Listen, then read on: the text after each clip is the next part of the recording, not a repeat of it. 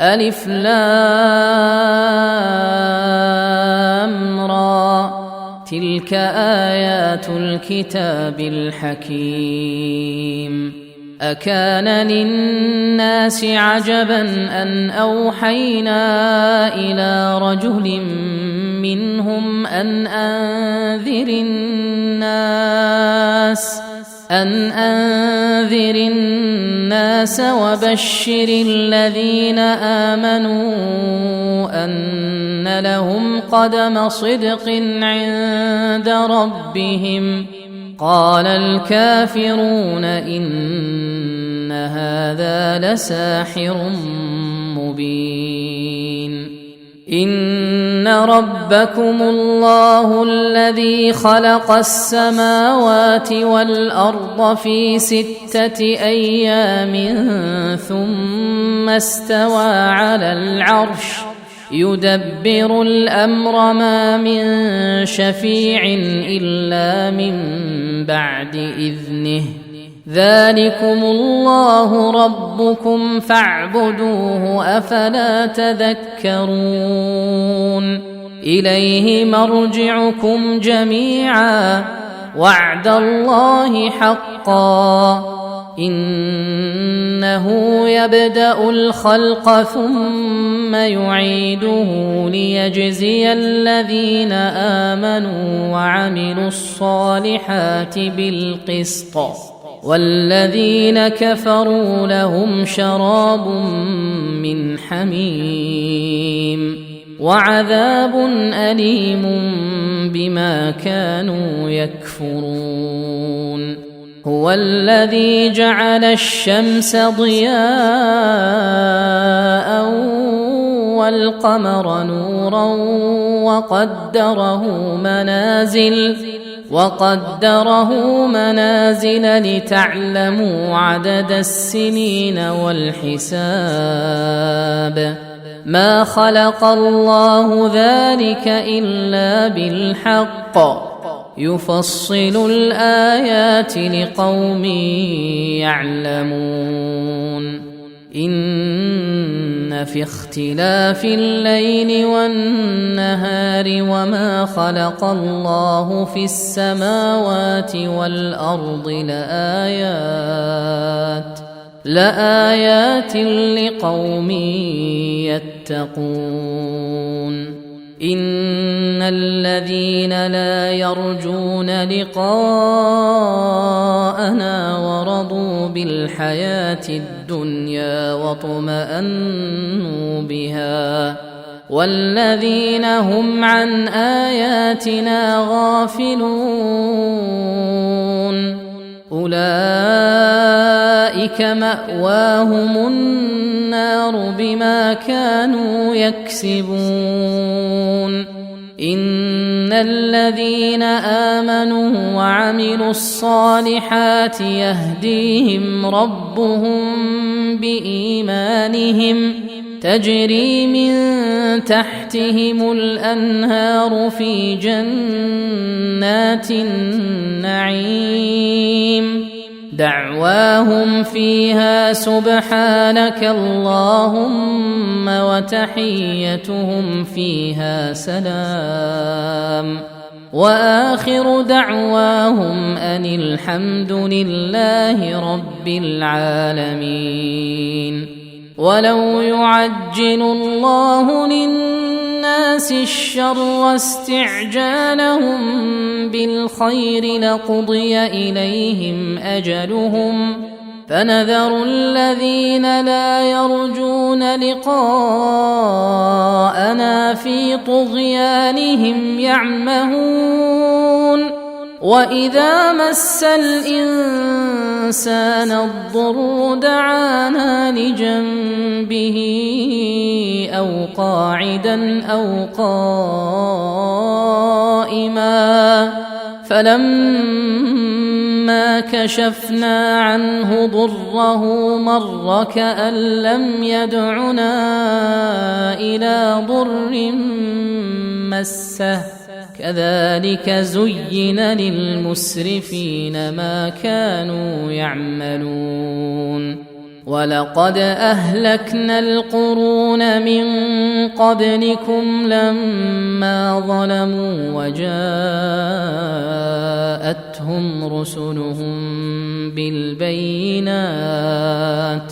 وجاءتهم رسلهم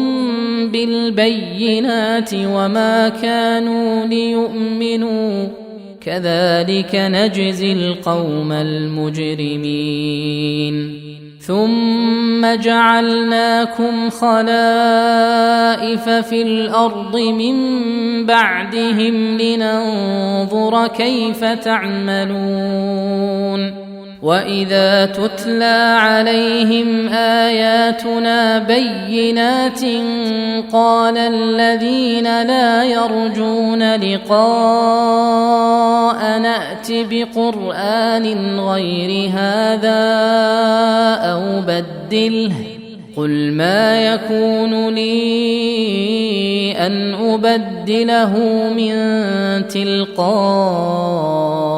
نفسي إن أتبع إلا ما يوحى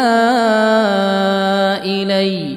إني أخاف إن عصيت ربي عذاب يوم عظيم قل لو شاء الله ما تلوته عليكم ولا أدراكم به فقد لبثت فيكم عمرا من قبله أفلا تعقلون فمن أظلم ممن افترى على الله كذبا أو كذب بآياته إنه لا يفلح المجرمون ويعبدون من دون الله ما لا يضرهم ولا ينفعهم ويقولون هؤلاء شفعاؤنا عند الله قل أتنبئون الله بما لا يعلم في السماوات ولا في الأرض سبحانه وتعالى عما يشركون وما كان الناس إلا أمة واحدة فاختلفوا ولولا كلمة سبقت من ربك لقضي بينهم فيما فيه يختلفون ويقولون لولا أنزل عليه آية من ربه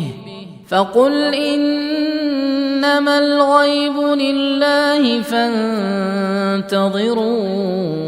إني معكم من المنتظرين وإذا أذقنا الناس رحمة من بعد ضراء مستهم إذا لهم مكر في آياتنا قل الله أسرع مكرا إن رسلنا يكتبون ما تمكرون هو الذي يسيركم في البر والبحر حتى إذا كنتم في الفلك وجرين بهم بريح طيبة وفرحوا بها جاءتها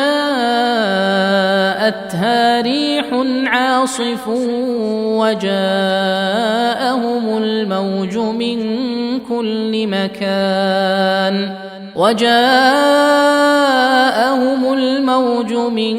كل مكان وظنوا أنهم أحيط بهم دعوا الله مخلصين له الدين لئن أنجيتنا من هذه لنكونن من الشاكرين فلما أنجاهم إذا هم يبغون في الأرض بغير الحق يا أيها الناس إنما بغيكم على أنفسكم متاع الحياة الدنيا ثم إلينا مرجعكم فننبئكم بما كنتم تعملون إنما مثل الحياة الدنيا كماء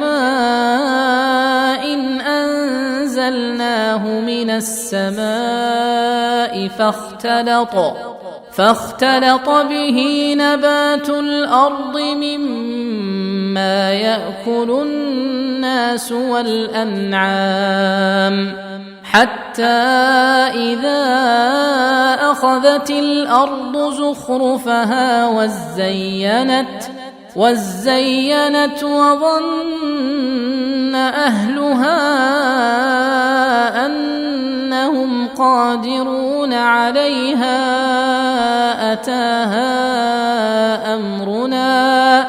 أتاها أمرنا ليلا أو نهارا فجعلناها حصيدا كأن لم تغن بالأمس كذلك نفصل الآيات لقوم يتفكرون والله يدعو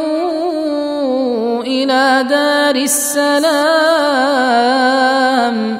ويهدي من يشاء إلى صراط مستقيم للذين أحسنوا الحسنى وزيادة ولا يرهق وجوههم قتر ولا ذلة أولئك أصحاب الجنة هم فيها خالدون والذين كسبوا السيئات جزاء سيئة بمثلها وترهقهم ذلة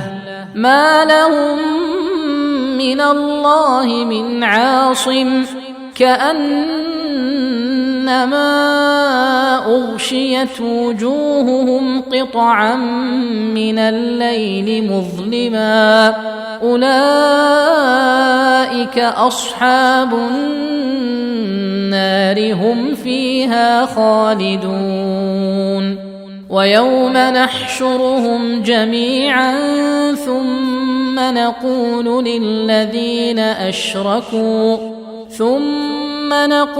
للذين أشركوا مكانكم أنتم وشركاؤكم فزيلنا بينهم وقال شركاؤهم ما كنتم إيانا تعبدون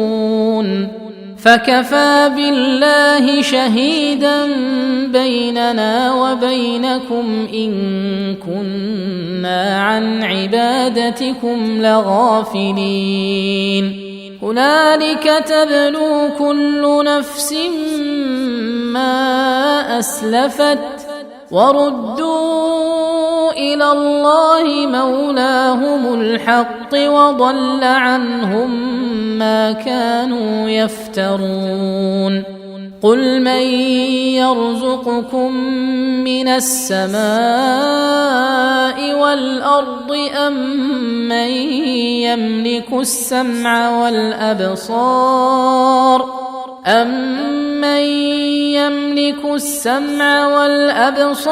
ومن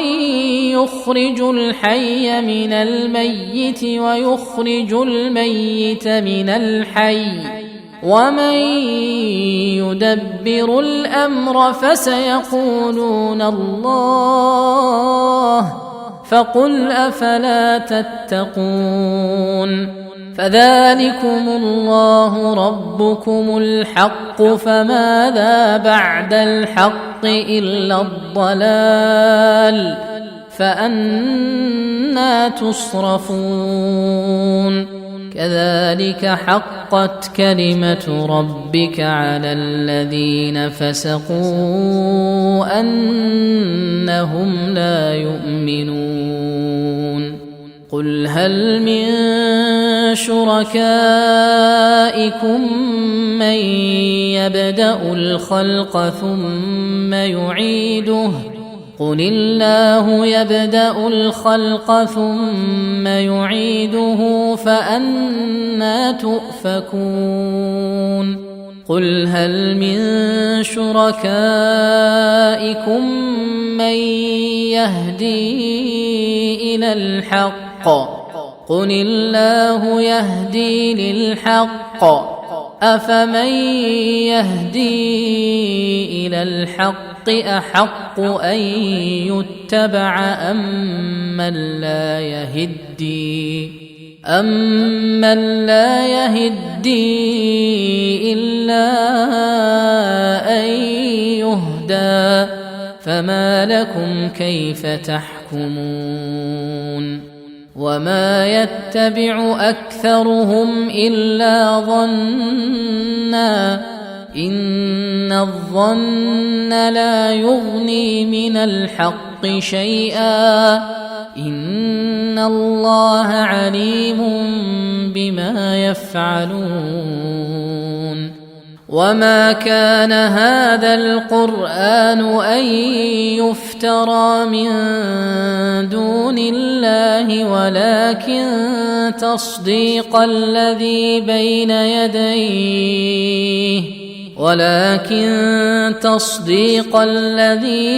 يديه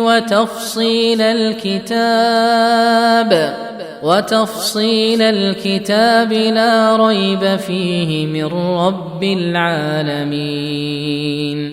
أم يقولون افتراه؟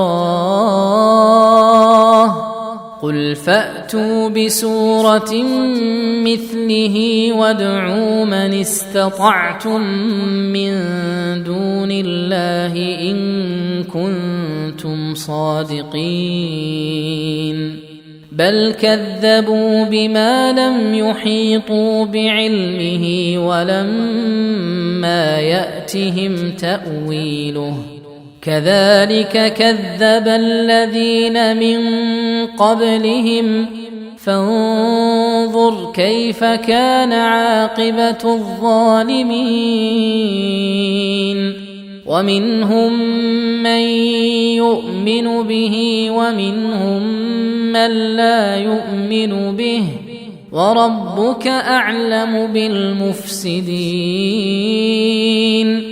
وإن كذبوك فقل لي عملي ولكم عملكم، أنتم بريئون مما أعمل وأنا بريء مما تعملون. ومنهم من يستمعون إليك، أفأنت تسمع الصم ولو كانوا لا يعقلون. ومنهم من ينظر إليك، أفأنت تهدي العمي ولو كانوا لا يبصرون. إن الله لا يظلم الناس شيئا ولكن الناس أنفسهم يظلمون. ويوم يحشرهم كأن لم يلبثوا إلا ساعة من النهار يتعارفون بينهم، قد خسر الذين كذبوا بلقاء الله وما كانوا مهتدين. وإما نرينك نُرِيَنَّكَ بَعْضَ الَّذِي نَعِدُهُمْ أَوْ نَتَوَفَّيَنَّكَ فَإِلَيْنَا مَرْجِعُهُمْ ثُمَّ اللَّهُ شَهِيدٌ عَلَى مَا يَفْعَلُونَ وَلِكُلِّ أُمَّةٍ رَسُولٌ فَإِذَا جَاءَ رَسُولُهُمْ قُضِيَ بَيْنَهُم بِالْقِسْطِ وَهُمْ لَا يُظْلَمُونَ وَيَقُولُونَ مَتَى هَذَا الْوَعْدُ إِن كُنتُمْ صَادِقِينَ قُل لَّا أَمْلِكُ لِنَفْسِي ضَرًّا وَلَا نَفْعًا إِلَّا مَا شَاءَ اللَّهُ لِكُلِّ أُمَّةٍ أَجَلٌ إِذَا جَاءَ أَجَلُهُمْ فَلَا يَسْتَأْخِرُونَ سَاعَةً وَلَا يَسْتَقْدِمُونَ قُلْ أَرَأَيْتُمْ إِنْ أَتَاكُمْ عَذَابُهُ بَيَاتًا أَوْ نَهَارًا مَاذَا يَسْتَعْجِلُ مِنْهُ الْمُجْرِمُونَ أَثُمَّ إِذَا مَا وَقَعَ آمَنْتُمْ بِهِ الْآنَ وَقَدْ كُنْتُمْ بِهِ تَسْتَعْجِلُونَ ثُمَّ قِيلَ لِلَّذِينَ ظَلَمُوا ذُوقُوا عَذَابَ الْخُلْدِ هَلْ تُجْزَوْنَ إِلَّا بِمَا كُنتُمْ تَكْسِبُونَ وَيَسْتَنبِئُونَكَ أَحَقٌّ هُوَ قُلْ إِي وَرَبِّي إِنَّهُ لَحَقٌّ وَمَا أَنتُم بِمُعْجِزِينَ وَلَوْ أَنَّ لِكُلِّ نَفْسٍ ظَلَمَتْ مَا فِي الْأَرْضِ لَافْتَدَتْ بِهِ وَأَسَرُّوا النَّدَامَةَ لَمَّا رَأَوُا الْعَذَابَ وَقُضِيَ بَيْنَهُم بِالْقِسْطِ وَهُمْ لَا يُظْلَمُونَ أَلَا إِنَّ لِلَّهِ مَا فِي السَّمَاوَاتِ وَالْأَرْضِ أَلَا إِنَّ وَعْدَ اللَّهِ حَقٌّ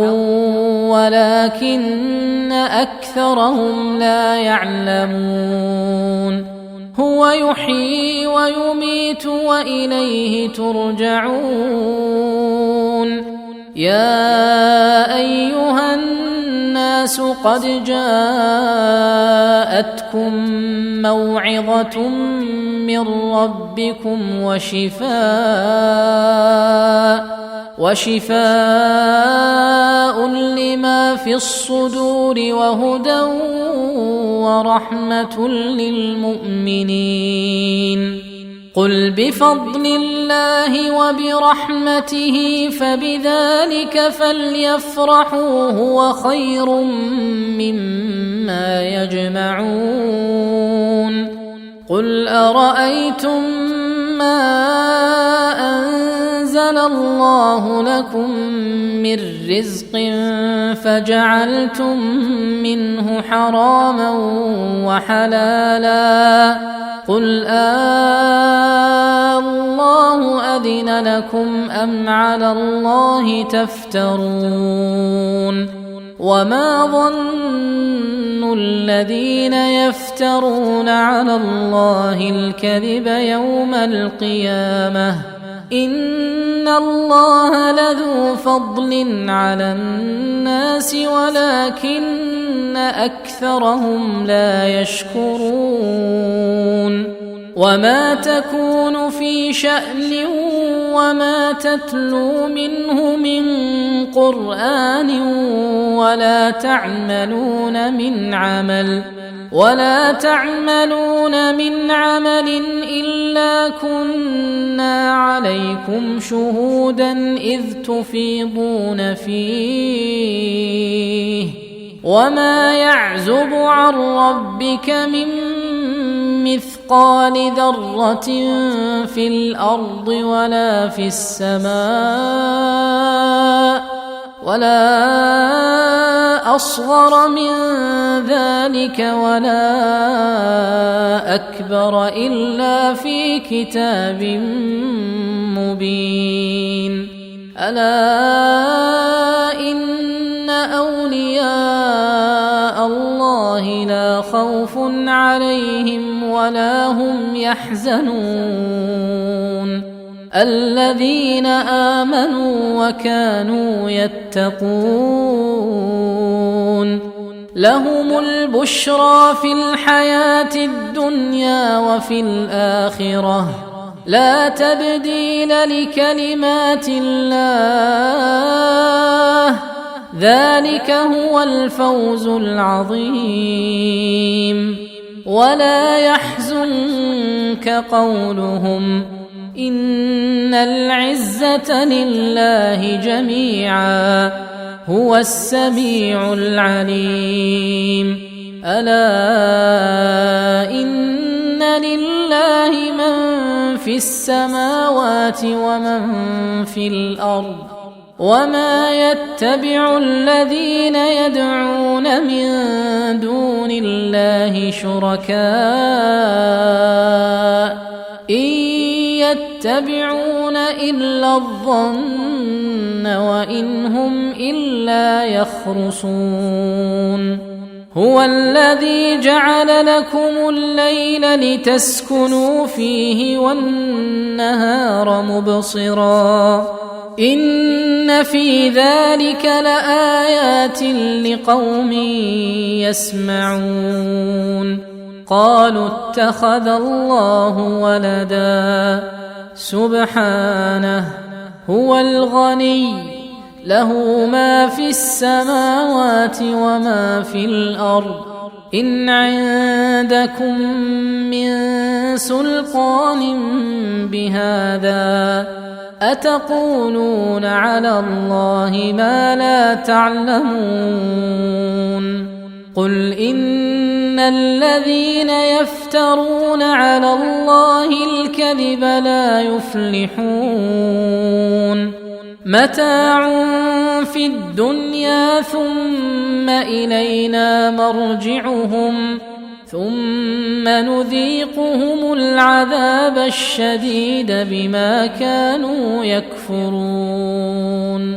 واتل عليهم نبأ نوح إذ قال لقومه يا قوم إن كان كبر عليكم مقامي وتذكيري بآيات الله يا قوم إن كان كبر عليكم مقامي وتذكيري بآيات الله فعلى الله توكلت فأجمعوا أمركم وشركاءكم ثم لا يكن أمركم عليكم غمة ثم قضوا إلي ولا تنظرون فإن توليتم فما سألتكم من أجر إن أجري إلا على الله وأمرت أن أكون من المسلمين فكذبوه فنجيناه ومن معه في الفلك وجعلناهم خلائف وأغرقنا الذين كذبوا بآياتنا فانظر كيف كان عاقبة المنذرين ثم بعثنا من بعده رسلا إلى قومهم فجاءوهم بالبينات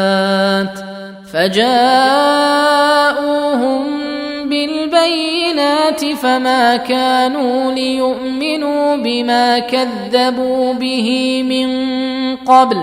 كذلك نطبع على قلوب المعتدين ثم بعثنا من بعدهم موسى وهارون إلى فرعون وملئه بآياتنا فاستكبروا وكانوا قوما مجرمين فلما جاءهم الحق من عندنا قالوا إن هذا لسحر مبين قال موسى أتقولون للحق لما جاءكم أسحر هذا ولا يفلح الساحرون قالوا أجئتنا لتلفتنا عما وجدنا عليه آباءنا وتكون لكما الكبرياء في الأرض وما نحن لكما بمؤمنين وقال فرعون ائتوني بكل ساحر عليم فلما جاء السحرة قال لهم موسى ألقوا ما أنتم ملقون فلما ألقوا قال موسى ما جئتم به السحر إن الله سيبطله إن الله لا يصلح عمل المفسدين ويحق الله الحق بكلماته ولو كره المجرمون فما آمن لموسى إلا ذرية من قومه على خوف من فرعون وملئهم أن يفتنهم وإن فرعون لعال في الأرض وإنه لمن المسرفين وقال موسى يا قوم إن كنتم آمنتم بالله فعليه توكلوا إن كنتم مسلمين فقالوا على الله توكلنا ربنا لا تجعلنا فتنة للقوم الظالمين ونجنا برحمتك من القوم الكافرين وأوحينا إلى موسى وأخيه أن تبوأ لقومكما بمصر بيوتا وجعلوا بيوتكم قبلة وأقيموا الصلاة وبشر المؤمنين وقال موسى ربنا إنك آتيت فرعون وملأه زينة وأموالا في الحياة الدنيا ربنا ليضلوا عن سبيلك ربنا اطمس على أموالهم واشدد على قلوبهم فلا يؤمنوا حتى يروا العذاب الأليم قال قد أجيبت دعوتكما فاستقيما ولا تتبعان سبيل الذين لا يعلمون وجاوزنا ببني إسرائيل البحر فأتبعهم فرعون وجنوده بغيا وعدوا حتى إذا أدركه الغرق قال آمنت أنه لا إله إلا الذي آمنت به بنو إسرائيل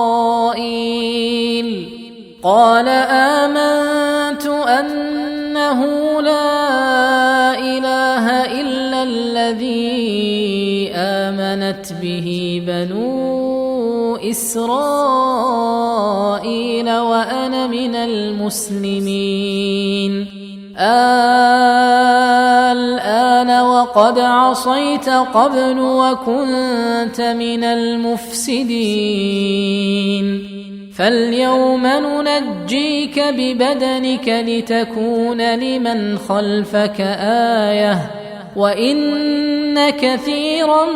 من الناس عن آياتنا لغافلون ولقد بوأنا بني إسرائيل مبوأ صدق ورزقناهم من الطيبات فما اختلفوا حتى جاءهم العلم إن ربك يقضي بينهم يوم القيامة فيما كانوا فيه يختلفون فإن كنت في شك مما أنزلنا إليك فاسأل الذين يقرؤون الكتاب من قبلك لقد جاءك الحق من ربك فلا تكونن من الممترين ولا تكونن من الذين كذبوا بآيات الله فتكون من الخاسرين إن الذين حقت عليهم كلمة ربك لا يؤمنون ولو جاءتهم كل آية حتى يروا العذاب الأليم فلولا كانت قرية آمنت فنفعها إيمانها إلا قوم يونس لما آمنوا كشفنا عنهم عذاب الخزي في الحياة الدنيا ومتعناهم إلى حين ولو شاء ربك لآمن من في الأرض كلهم جميعا أفأنت تكره الناس حتى يكونوا مؤمنين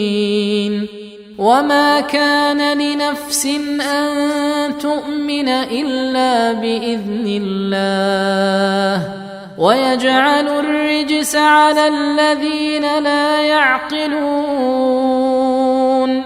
قل انظروا ماذا في السماوات والأرض وما تغني الآيات والنذر عن قوم لا يؤمنون فهل ينتظرون إلا مثل أيام الذين خلوا من قبلهم قل فانتظروا إني معكم من المنتظرين ثم ننجي رسلنا والذين آمنوا كذلك حقا علينا ننجي المؤمنين قل يا أيها الناس إن كنتم في شك من ديني فلا أعبد الذين تعبدون من دون الله ولكن أعبد الله الذي يتوفاكم وأمرت أن أكون من المؤمنين وأن أقم وجهك للدين حنيفا ولا تكونن من المشركين ولا تدع من دون الله ما لا ينفعك ولا يضرك فإن فعلت فإنك إذا من الظالمين وإن يمسسك الله بضر فلا كاشف له إلا هو وإن يردك بخير فلا راد لفضله يصيب به من يشاء من عباده وهو الغفور الرحيم قل يا أيها الناس قد جاءكم الحق من ربكم فمن اهتدى فإنما يهتدي لنفسه ومن ضل فإنما يضل عليها وما أنا عليكم بوكيل واتبع ما يوحى إليك واصبر حتى يحكم الله وهو خير الحاكمين